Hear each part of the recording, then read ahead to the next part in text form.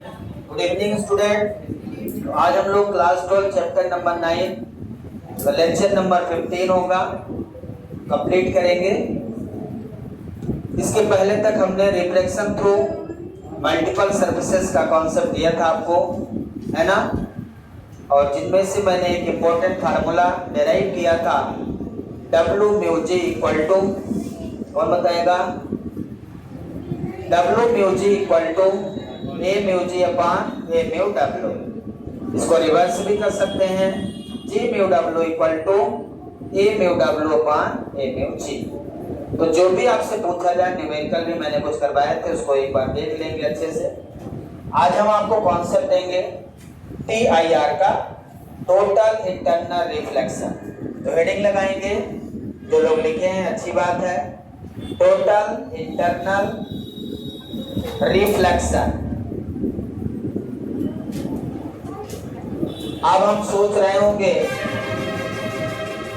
कि रिफ्लेक्शन में रिफ्लेक्शन कहां से आ गया, है ना। कई लोगों के मन में क्वेश्चन है कि हम पढ़ तो रिफ्लेक्शन रहे हैं, लेकिन रिफ्लेक्शन कहां से होगा। तो ये इसकी नेसेसरी कंडीशन रहेगी, इसको हमें ध्यान रखना है, और ये कब और कैसे होगा यही समझ लेना है। ये 2 से 3 नंबर का पेपर में आता है। टोटल इंटरनल रिफ्लेक्शन के डेफिनेशन, क्रिटिकल एंगल और नेसेसरी कंडीशन, प्लस इससे जो न्यूमेरिकल अभी प्रीवियस 2021 में आया था, एक बहुत छोटा सा क्वेश्चन आपको बताएंगे। तो इसके लिए सबसे पहले हम लाइट रेज को इंसिडेंट करेंगे।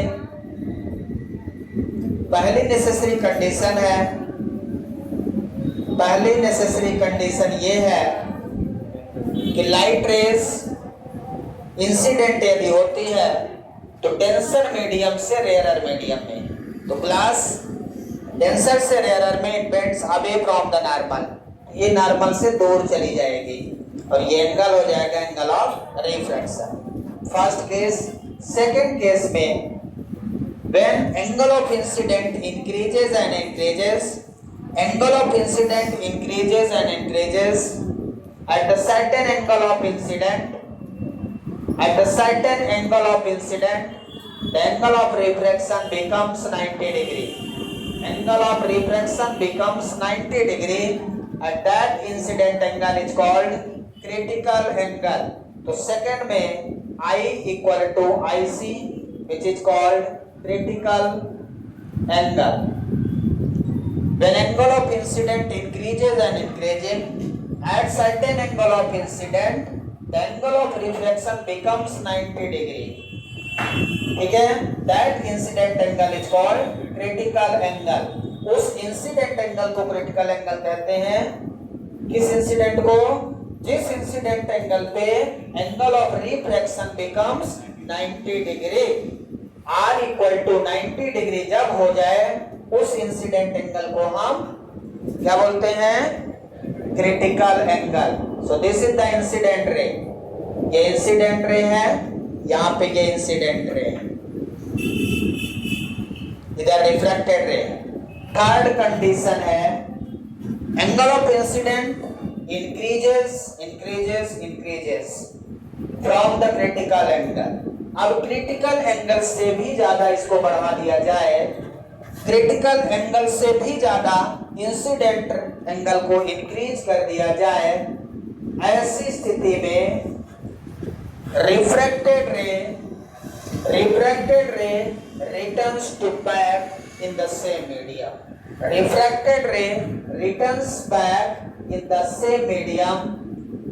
So this is angle of incident greater than critical angle, I greater than IC.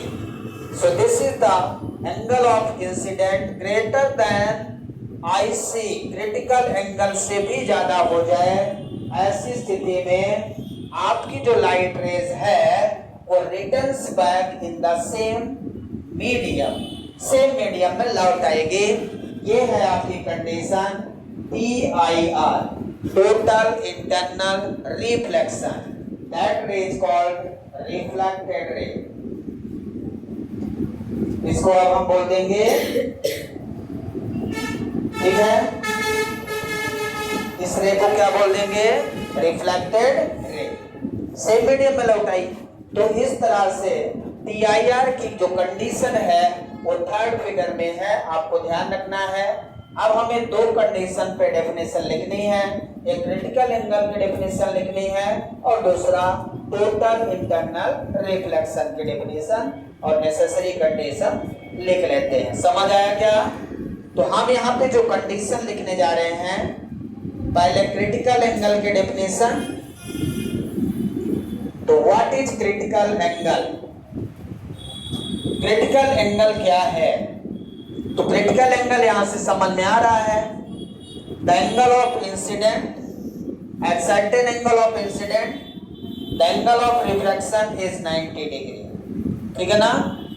तो इंसिडेंट एंगल, ऐसा एंगल इंसिडेंट जिस एंगल पे एंगल ऑफ रिफ्रैक्शन कितना हो जाए, 90 डिग्री हो जाए, तो उस एंगल ऑफ इंसिडेंट को हम लोग क्रिटिकल एंगल कहते हैं। ठीक है ना? The angle of incident, the angle of incident at which the angle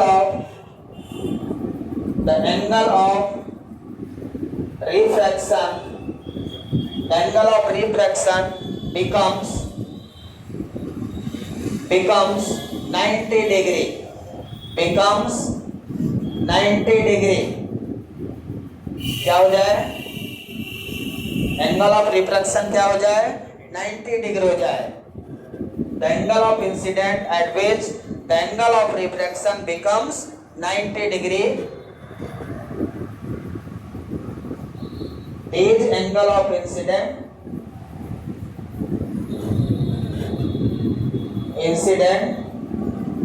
is called critical angle. Critical angle, ठीक है ना? फिगर नंबर 2 में आप देख सकते हैं, the angle of incident at which the angle of refraction becomes 90 degree, this angle of incident is called critical angle. ठीक है? So this is the definition of critical angle. Second one, TIR, total internal reflection. क्या है total internal reflection? यहाँ पर definition लिखेंगे। Total internal reflection की definition क्या होगी?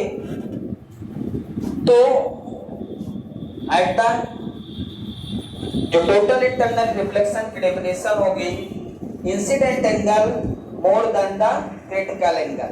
जब angle of incident critical angle से ज्यादा हो जाए, ऐसी स्थिति में रिफ्रैक्टेड रे बिकम्स या returns back in the same medium.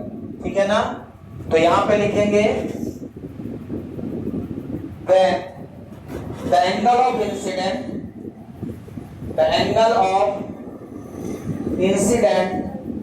when the angle of incident क्या, when the angle of incident more than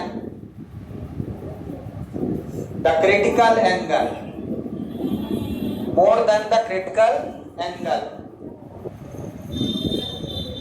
more than the critical angle, then the refracted ray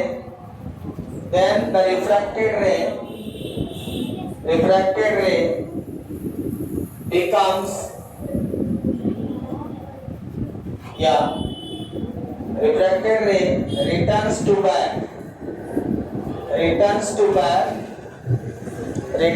back in the same medium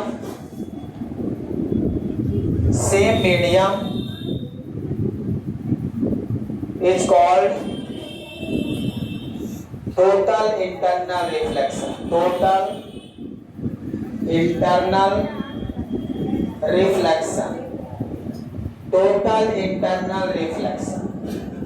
तो ये figure number 3 आप देख सकते हैं।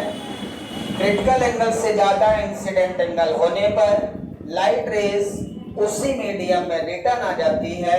ऐसी situation को हम टोटल इंटरनल रिफ्लेक्शन कहते हैं।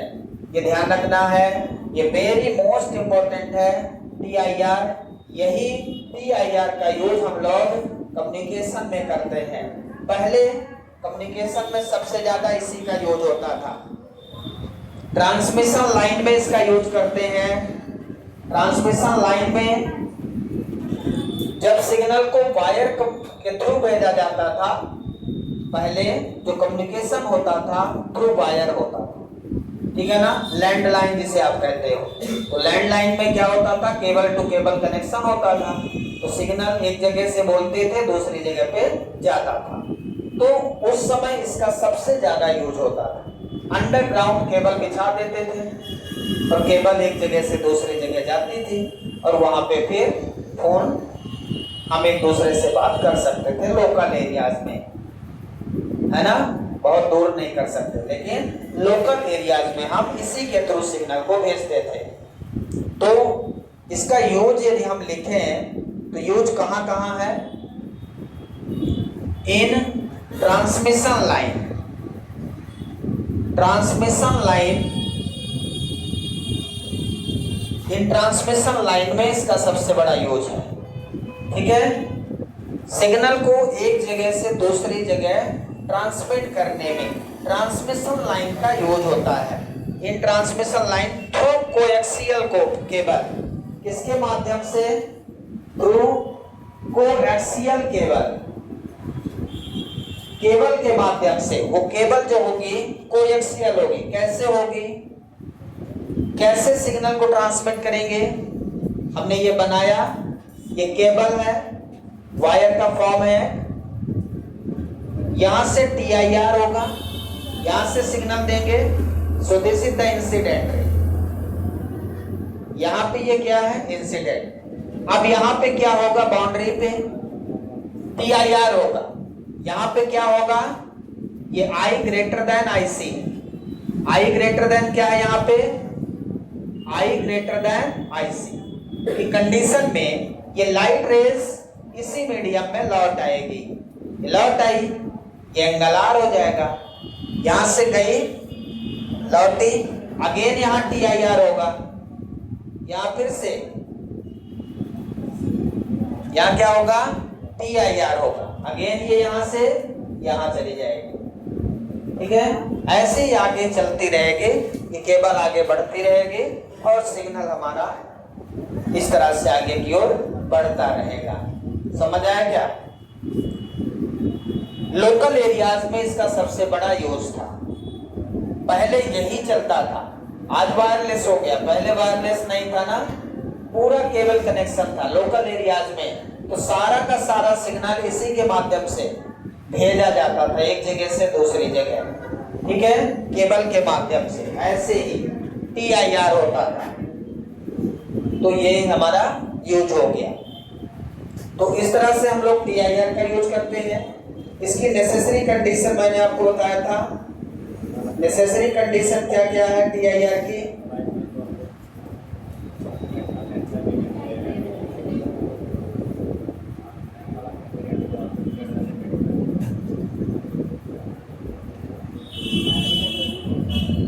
Necessary condition for total internal reflex, total internal reflection. तो इसकी दो नेसेसरी कंडीशन है। टोटल इंटरनल रिफ्लेक्शन के दो नेसेसरी कंडीशन है। बोलिए शिव जी, पहली वाली नेसेसरी कंडीशन क्या है? लाइट रेज डेंसर मीडियम से रेयरर मीडियम में ट्रेवल करना चाहिए। यदि आप रेयरर से डेंसर में कर रहे हैं तो फिर यहां पे TIR नहीं होना है। यदि आप मान लो गलती से आपने एयर से ग्लास में भेजना चालू किया तो क्या लाइट रेज एयर से ग्लास में जाएगी, इट बेंड्स टुवर्ड्स नॉर्मल, इधर बढ़ जाएगी नॉर्मल की ओर। और जैसे जैसे इसको बढ़ाओगे वैसे वैसे ये दूर जाएगा। इसको बढ़ाओगे, यदि घटाओगे तो पास है। यदि ये आता भी है, इधर आता है तो कोई मतलब नहीं है, इसको तो इधर रिटर्न आना चाहिए। जब तक ये इधर नहीं लौटेगा, इधर लौटेगा ही नहीं। इधर लौटेगा ही नहीं। तो यहाँ पे जो कंडीशन है इट बेंड टुवर्ड्स नॉर्मल, तो जैसे जैसे इसको बढ़ाओगे नॉर्मल की ओर मुड़ता चला जाएगा। अभी आपने यहां से दिया तो ये यहाँ पे मुड़ गया, यदि हम यहां से देते हैं तो ये यहाँ जाएगा, मतलब ये इतना बेंड हो जाएगा। यदि आप इसको यहां से डालते हो तो इसको ऐसे जाना चाहिए, तब भी ऐसे बेंड हो जाएगा। यदि आप यहां से डाल देते हो तो कुछ नहीं होना है, तो ये कभी भी इस मीडियम में रिटर्न नहीं आएगा, ये बेंड हो जाएगा सीधा, ठीक है ना, ये सीधा बेंड हो जाएगा। कोई कंडीशन ऐसी नहीं है कि एयर से ग्लास में इंसिडेंट होते समय TIR हो, टोटल रिफ्लेक्शन की कोई कंडीशन नहीं। तो पहली कंडीशन है necessary condition, when light rays incident from denser medium to rarer medium,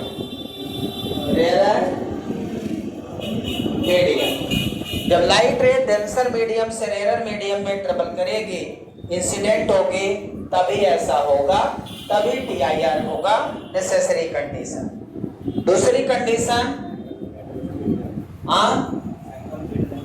दूसरी कंडीशन ये है कि जो इंसिडेंट एंगल है वो क्रिटिकल एंगल से हमेशा ज्यादा होना चाहिए। यदि क्रिटिकल एंगल तक की बात करें तब लाइट रेज रिफ्लेक्ट नहीं हो रही थी, जैसे ही क्रिटिकल एंगल से ज्यादा हुआ वैसे ही लाइट रेज अपने मीडियम में रिटर्न आ गई। तो नेसेसरी कंडीशन ये है दूसरी कि the angle of incident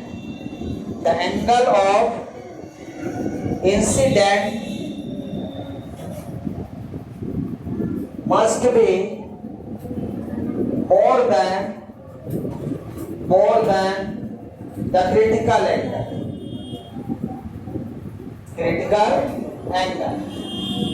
IC। दूसरी नेसेसरी कंडीशन ये है कि जो हमारा एंगल ऑफ इंसिडेंट है वो क्या होना चाहिए, मस्ट बी मोर देन, किससे, क्रिटिकल एंगल से ज्यादा होना चाहिए। यदि क्रिटिकल एंगल से ज्यादा है तो फिर वहां पे TIR है। Therefore, दो नेसेसरी कंडीशन ऑफ TIR, दो नेसेसरी कंडीशन यहाँ पे TIR की है जो आपको याद रखना है। 2 नंबर में लिखने के लिए आता है, right the necessary condition for total internal reflection. तो आपको दोनों नेसेसरी कंडीशन लिखना पड़ेगा, या डिफाइन टोटल इंटरनल रिफ्लेक्शन। तो आपको डायग्राम बना के डिफाइन टोटल इंटरनल रिफ्लेक्शन में तीनों डायग्राम बनाएंगे और तीनों डायग्राम के बाद उसके डेफिनेशन लिख देंगे, या डेफिनेशन लिखने के बाद डायग्राम बना दें। जैसा आपको समझ आए वैसा कर दे। समझ आया क्या? यहाँ तक कोई डाउट किसी को? समझ आया? बिठा दें।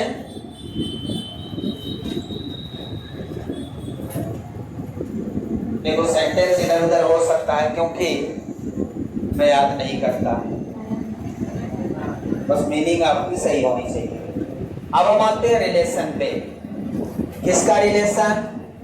जो ये रिलेशन बता रहा हूं इससे न्यूमेरिकल आया था। रिलेशन बिटवीन किसमें? रिलेशन बिटवीन रिफ्रैक्टिव इंडेक्स किसी को याद है, एंड क्रिटिकल एंगल किसी को याद है क्या? इसका रिलेशन किसी को याद है? बोलो अनीस, रिलेशन बोलो। B/C, इसके पहले वाला मैंने हेडिंग क्या लगाया है? रिफ्रैक्टिव इंडेक्स में रिलेशन बताना। हाँ, तो यहाँ पे जो आपका रिलेशन होगा sin IC इक्वल टू 1/μ, ये हमारा रिलेशन होगा। अब इससे आप कुछ भी बना सकते हैं। IC equal to sin inverse 1/μ, μ equal to 1/sin IC। Different kinds of formula. Objective में भी ये पूछता है, तो ऑब्जेक्टिव में आपसे तभी बनेगा जब आपको फार्मूला एग्जैक्टली याद रहेगा। यदि आपको फार्मूला में कंफ्यूजन है तो फिर नहीं बनना। तो एक क्वेश्चन यहाँ से नेसेसरी है आना, इसलिए इसको अच्छे से पढ़ लें। तो पूरा इधर उधर करके पढ़ेंगे तब बनेगा। इधर उधर का मतलब कुछ भी यहाँ से आ सकता है। तो ऑप्शन में जो रहेगा sine I C equal to mu रहेगा, mu equal to sine I C रहेगा, 1/म्यू equal to sine inverse I C, I C equal to sine inverse 1/म्यू। पता नहीं कितने टाइम के रहे और आप समझ नहीं पाएंगे इसमें से आंसर कौन सा सही है। ऐसा लगेगा हम जो याद करके आए घर में वो मिल ही नहीं रहा, वो ना मिलेगा। पेपर बनाने वाला इतना समझदार होता है, वो जानता है तुम यही रट के आए हो। जो रट के आओगे तो पेपर नहीं बनेगा, समझ के आओ। फिजिक्स कहते हैं समझना नेसेसरी है, आप रटिए लेकिन समझ के रटिए। इससे 4 क्वेश्चन खुद बनाना स्टार्ट कर दीजिए, फिजिक्स अपने आप बनने लगेगा। आइए इसे प्रूव करें। तो सबसे पहले क्रिटिकल एंगल में रिलेशन चाहिए, तो क्रिटिकल एंगल का आपको फिगर बनाना पड़ेगा। वो फिगर बनाना है जिसमें I इक्वल टू आई सी पे आपका एंगल ऑफ रिफ्रैक्शन कितना है 90 डिग्री। ये वाला डायग्राम ये प्रूव करते समय आपको बनाना पड़ेगा। समझ आया क्या? तो यहाँ पे ऊपर एयर है, नीचे हमने ग्लास ले लिया। ग्लास या वाटर कोई भी मीडियम आप ले सकते हैं। अब लाइट रेज ग्लास से एयर में जा रही, बोलो refractive index by using Snell's law. सीधे बोलो, इसमें स्नेल्स लॉ बोलो क्या होगा? स्नेल्स लॉ बोलिए। हाँ, g mu a equal to sine I by sine R, sine I by sine R. और ए में जी कितना होगा बोलिए? मान लो ए में जी पूछ ले तो उल्टा sine R by sine I. ठीक है, अब इस कंडीशन में आपको चलना है g mu a equal to light rays जहां से जहां जा रही, कहां से? ग्लास से एयर। तो आपको वह लिखना है ग्लास से एयर में रिफ्रैक्टिव इंडेक्स और इंसिडेंट एंगल और रिफ्रैक्टेड एंगल। अब at incident angle I equal to I से R इक्वल टू 90 डिग्री। ये क्रिटिकल कंडीशन है। जब इंसिडेंट I की जगह IC रखेंगे तब R की जगह 90 डिग्री रख देंगे। तो ये इक्वेशन क्या हो जाएगा? G mu a equal to sine I C by sine 90। ध्यान रखिए डेरिवेशन भी आता है 2 मार्क्स का, रिलेशन आता है प्रूव करने के लिए। तो आपको प्रूव करना आना चाहिए, कुछ भी आ सकता है यहां से। तो यहां पे g mu a equal to sine I C by sine 90 की वैल्यू 1 हो जाएगी। अब जी म्यू ए को हम क्या लिख सकते हैं? रिफ्रैक्टिव इंडेक्स के रूप में। आपको पता है g mu a equal to 1/a mu g equal to 1/म्यू। हम a म्यू जी को म्यू लिखते हैं। जो रिफ्रैक्टिव इंडेक्स की डेफिनेशन है वो a म्यू जी है। क्या है? a म्यू जी को म्यू लिखते हैं क्योंकि ये एब्सोल्यूट रिफ्रैक्टिव इंडेक्स हो जाता है। a म्यू जी जहां लिखा हो ये क्या हो जाता है? Absolute refractive index. और म्यू जो यहाँ पे है ये है रिफ्रैक्टिव इंडेक्स ऑफ ग्लास। ठीक है, तो जी म्यू की जगह 1/म्यू लिख दें। क्या लिख देंगे? 1/म्यू equal to sine I C. मैं यहां से ऐसा लिख सकता हूं sine I C equal to 1/म्यू लिख सकता हूं। और आई सी इक्वल टू क्या लिख सकता हूं? साइन इनवर्स 1/म्यू। पहला फार्मूला ये है खुद, दूसरा I C equal to sine inverse 1/म्यू है, ये भी आपका फार्मूला है। पेपर में देखिए कई तरीके से पूछता है, तो आपसे बनना चाहिए।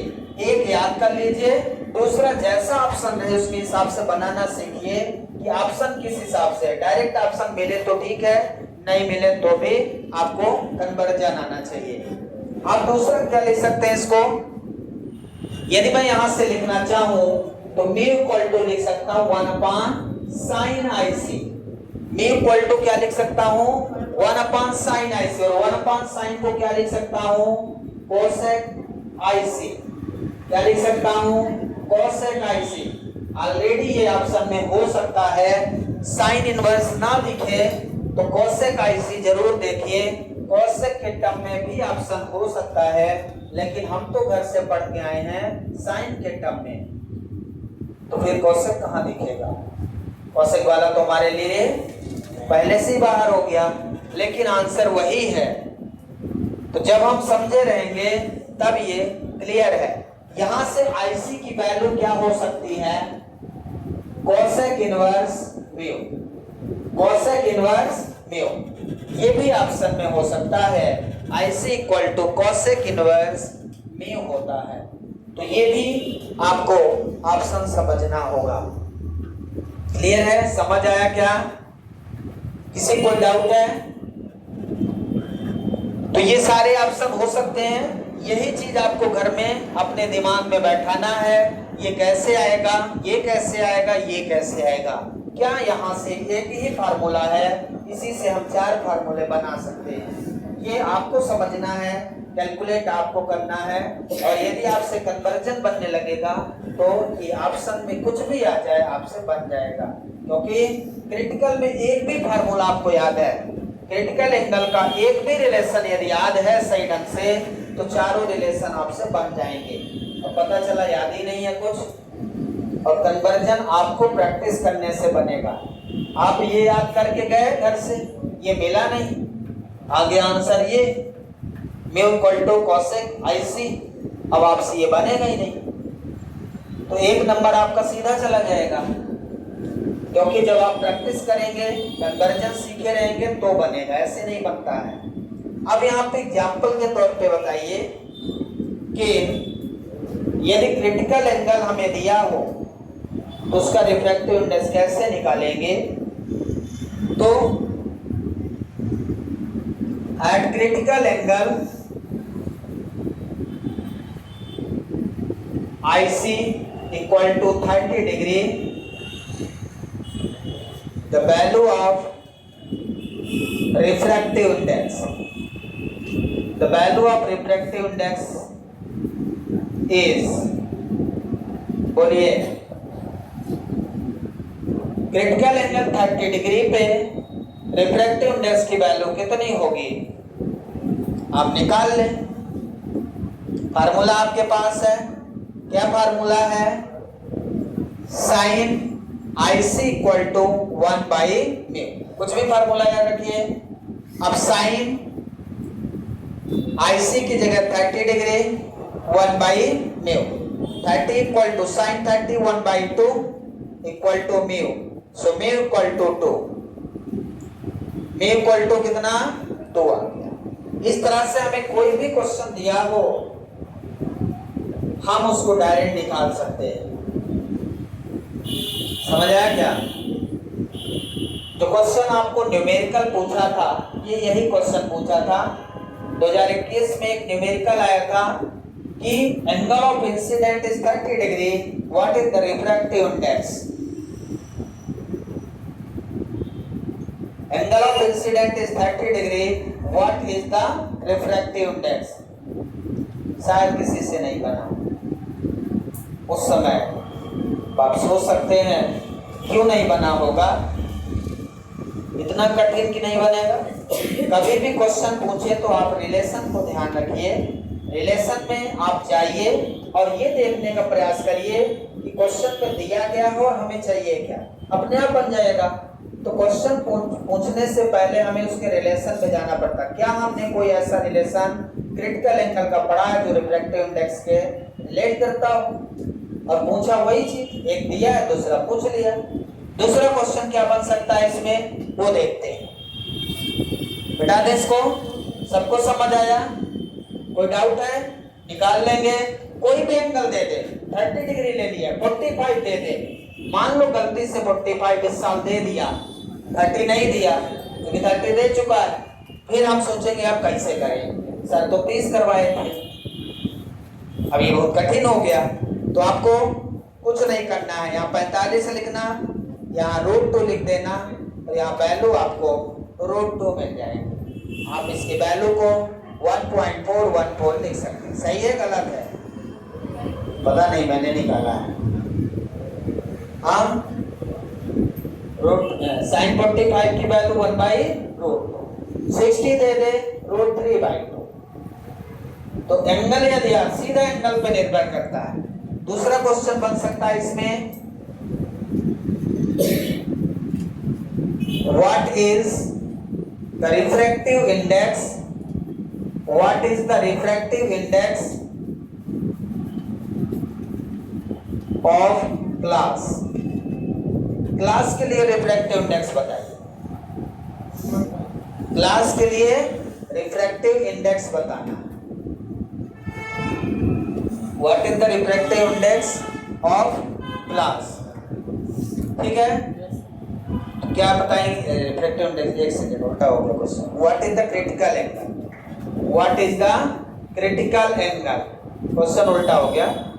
What is the critical angle for glass, glass के लिए क्रिटिकल एंगल बताना। क्वेश्चन ऐसा है, what is the critical angle for glass. अब क्रिटिकल एंगल बताइए ग्लास के लिए, दिमाग काम करना शायद चालू हो, मुझे नहीं पता। चालू है? बताइए कितना, जल्दी बताइए कितना आंसर, यदि दिमाग काम कर रही है तो। अब आपको फार्मूला लगाना है, आपको पता है वी नो दैट, पहले लिख लीजिए, जो पता हो, नहीं पता तो ना लिख देना। We know that, we know no that, we know no that, नहीं पता, ठीक है। तो यहाँ पे refractive index of glass, refractive index of glass, कभी कभी ब्रैकेट में लिख देता है, वो जानता है आप नहीं जानते, वो जानता है कि आप नहीं जानते, इसलिए ब्रैकेट में लिख देता है। शायद बच्चा समझदार हो तो गुणा भाग तो कर ही लेगा, वैल्यू भी दे देते हैं यहाँ तक, लेकिन तब भी बच्चा नहीं जानता। वो फिगर 1.2 देख ले तो क्वेश्चन पढ़ना बंद कर देता है। बच्चा इतना समझदार होता है बोर्ड के पेपर में, इसमें लिखा हो फिगर 1.2 देखें तो सोचता है काहे को देखें, न्यूमेरिकल है, बस फिगर देखने के लिए बोला है और कुछ नहीं। तो 1.2 चूंकि देख लिए तो न्यूमेरिकल वैल्यू है, उनको न्यूमेरिकल वैल्यू से इतनी डर लगती है कहीं ऐसा ना मिले कि 3.4 दिख जाए कहीं, बहुत खतरनाक। और 2 क्वेश्चन यदि ऐसे मिल गए, इतना खतरनाक पेपर आया था इस बार भी, इससे कभी आ ही नहीं सकता। बच्चे बाहर निकलते ही, मतलब खतरनाक क्या होता है भगवान जाने, कभी पढ़ते नहीं न्यूमेरिकल तो खतरनाक हो जाता है। अब फार्मूला क्या है आपके पास, sin IC = 1/μ, म्यू की वैल्यू रख दीजिए 1.5। 1.5 को यदि हम डेसिमल से हटाएं तो 3/2 लिख सकते हैं। तो sin IC = हम लिख सकते हैं 2/3, लिख सकते हैं क्या? तो यहां से IC की वैल्यू बोलिए sin इनवर्स 2/3। यदि आपको नहीं पता है एंगल तो इतना आप लिख सकते हैं, और इतना लिख देंगे तो सामने वाला समझ जाएगा बच्चा पढ़ा लिखा है, और 2 नंबर आपको दे देगा खुशी से। एंगल आप ना निकाल पाए इतना ही लिखते हैं, जानता है अब इतने में नंबर देंगे उसको, तो इतना आपको लिखना पड़ेगा 2 नंबर के लिए। ये क्वेश्चन 2 नंबर का है, और यदि ये पूछ लिया है तो उल्टा भी पूछ सकता है, पिछला क्वेश्चन पूछा है तो ये भी पूछ सकता है, इसलिए आप इसकी तैयारी रखिए, पेपर में आ सकता है। समझ आया क्या? निकाल दो और क्वेश्चन कर लेते हैं, चूंकि कंप्लीटेड। एक रिलेशन मैंने आपको बताया था, speed of light in the medium और क्रिटिकल एंगल में। क्रिटिकल एंगल और speed of light in the medium में क्या रिलेशन है?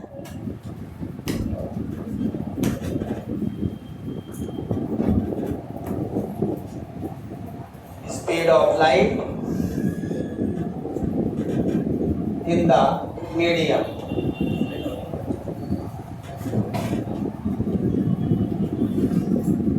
एंड क्रिटिकल एंगल में रिलेशन। तो हम इस मीडियम की जो स्पीड ऑफ लाइट है क्रिटिकल एंगल के हिसाब से कैसे चेंज हो, ये हमें देखना है। तो हमें रिलेशन पता है C equal to nu lambda, C equal to nu lambda, तो B equal to nu lambda लिख सकते हैं। न्यू तो हमारा कांस्टेंट है, न्यू क्या है? कांस्टेंट है। तो रिफ्रैक्टिव इंडेक्स और इसमें क्या रिलेशन है? मैंने आपको एक रिलेशन बताया था। क्या रिलेशन बताया था, याद है? M equal to C by B, absolute refractive index के लिए फॉर एब्सोल्यूट रिफ्रैक्टिव इंडेक्स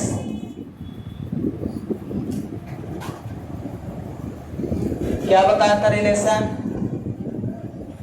याद है? बोलिए, नहीं याद है?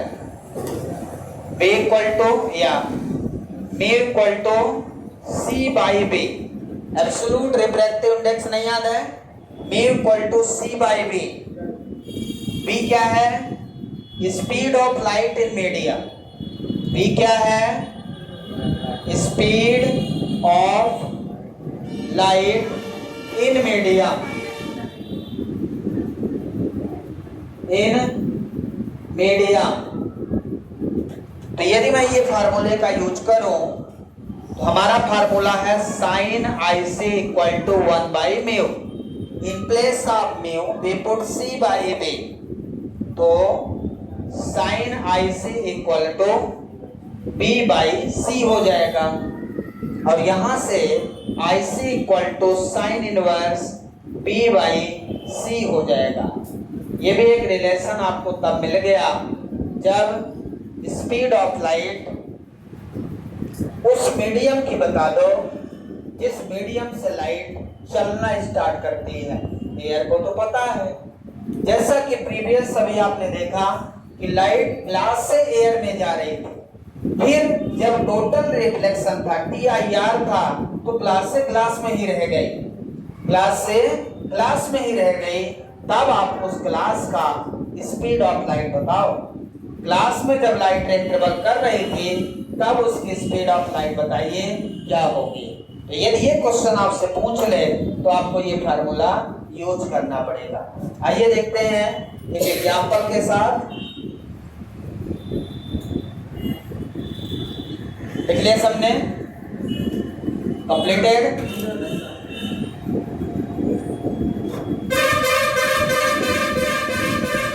तो एक एग्जांपल यहां देखते हैं कि find the speed of light, find the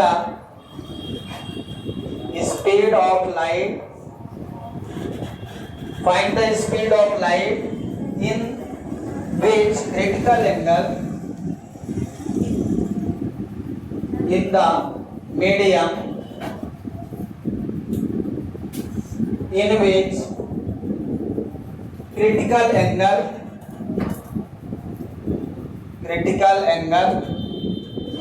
45 degree. Critical angle कितना दे दिया? 45 डिग्री। ठीक है, तब आपको क्या करना है? मीडियम का अब आपको स्पीड ऑफ लाइट निकालना है। तो हमें पता है इसका जो सॉल्यूशन होगा sine I C equal to B by C। हमें निकालना क्या है? B निकालना, B equal to C sine I C. सही है? C स्पीड ऑफ लाइट है, C क्या है भाई? Speed of light. कितनी वैल्यू होती है? 3 × 10⁸ मीटर पर सेकेंड। और क्रिटिकल एंगल कितना दिया है आपको? 45 डिग्री। तो v equal to 3 into 10 power 8 into sine 45 degree. तो ये हो जाएगा 3 into 10 power 8 into 1 by root 2। तो 3 इंटू 10 पावर 8 1 बाई रूट 2 की वैल्यू 0.707 आपको पता है। 3 का मल्टीप्लाई कर दो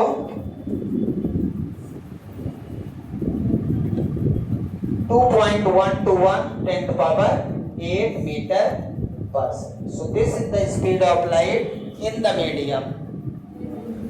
जो लाइट एयर में किस स्पीड से ट्रेवल कर रही थी, 3 to 10 पावर 8 मीटर पर सेकंड से ट्रेवल कर रही थी, वो ग्लास मीडियम में, कहां पे, ग्लास मीडियम में 2.121 10 to पावर 8 मीटर पर सेकंड से ट्रेवल कर रही है। यदि उसका क्रिटिकल एंगल 45 डिग्री है तब। तो क्रिटिकल एंगल कितना भी हो सकता है, उस क्रिटिकल एंगल के बाद हम उसकी स्पीड का रिलेशन फाइंड कर सकते हैं। समझ आया सबको? किसी कोई डाउट है इसमें? तो यहाँ तक का हमारा टॉपिक है। एक आध क्वेश्चन और कर लेते हैं। अगली हेडिंग इसमें रहेगी आपकी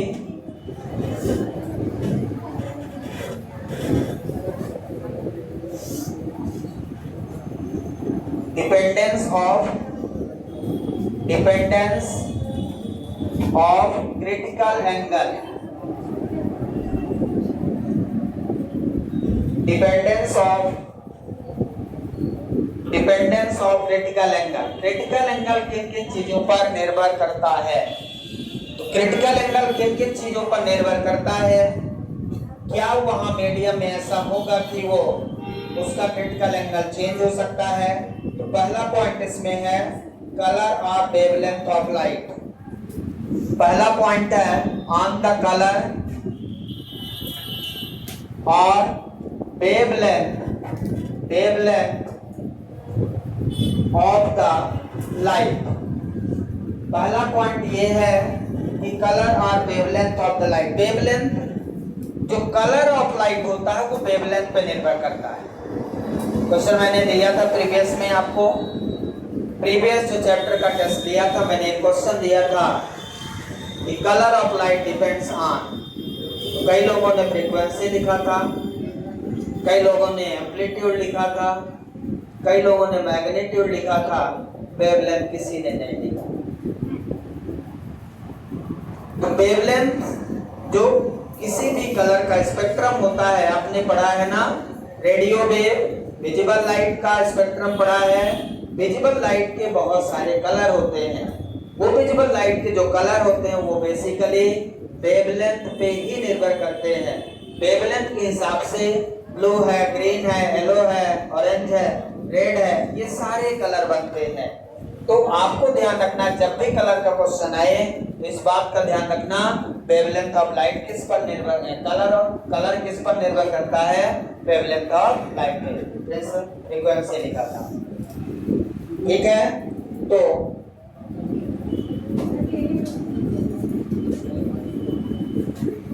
आपका जो रिलेशन है यहाँ पे म्यू इक्वल टू क्या है, 1/sin IC। म्यू क्या है और म्यू किस पर निर्भर करता है, अभी मैंने बताया mu equal to C equal to mu lambda, ठीक है ना। तो म्यू इक्वल टू, या तो आप यहाँ पे वेलोसिटी लिखते हो, ठीक है, v1 by v2 lambda 1 by lambda 2, directly proportional है रिफ्रैक्टिव इंडेक्स का। तो यहाँ 2 1 है, तब v1 बाई v2, मतलब refractive index inversely proportional to wavelength. Refractive index किस पे है, वेवलेंथ पे। तो वेवलेंथ जिसकी ज्यादा होगी उसका रिफ्रैक्टिव इंडेक्स कम होगा, जिसका रिफ्रैक्टिव इंडेक्स कम होगा उसका साइन IC ज्यादा होगा। ये इनवर्सली रिलेशन है, मतलब वेवलेंथ डायरेक्टली उल्टा करें इसको, यदि हम रिलेशन को ध्यान रखें तो 1 by lambda equal to 1 by sine IC।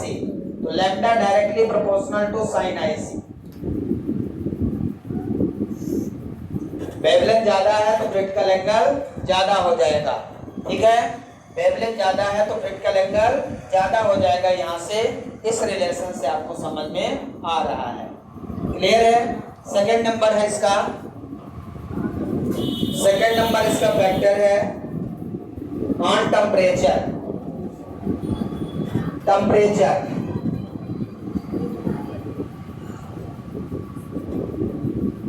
On temperature पे है। On the increasing of temperature the refractive index of substance decreases. क्या लिखेंगे? On the increasing of temperature,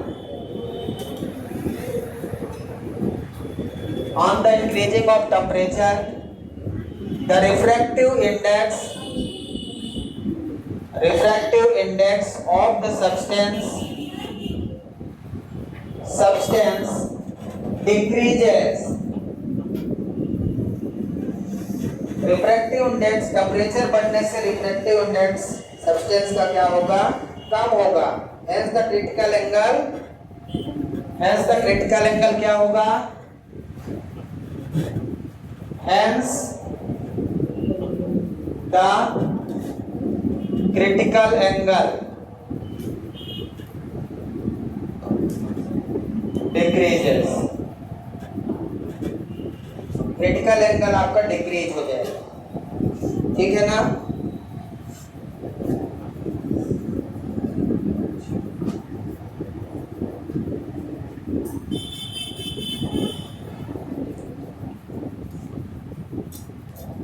increasing temperature बढ़ने से रिफ्रैक्टिव इंडेक्स क्या होगा? कम हो जाएगा, और रिफ्रैक्टिव इंडेक्स कम होने से क्रिटिकल एंगल डिक्रीज हो जाएगा। इसको इंक्रीजर लिख लीजिए यहाँ पे। तो दूसरा पॉइंट हमारा क्या है? ऑन टेम्परेचर, टेम्परेचर बढ़ने पर क्या होगा? Increasing of temperature the refractive index of the substance decreases, hence the critical angle increases. ठीक है ना? इसको ध्यान रखना है। तो एंगल बढ़ने पे रिफ्रैक्टिव इंडेक्स कम हो जाता है। एंगल बढ़ने पे रिफ्रैक्टिव इंडेक्स क्या हो रहा था? कम हो रहा है। तो इस तरह से यहाँ पे रिफ्रैक्टिव इंडेक्स कम होने से क्रिटिकल एंगल बढ़ जाएगा। ठीक है, एग्जाम्पल तौर पे समझ सकते हैं। Thank you, have a nice day.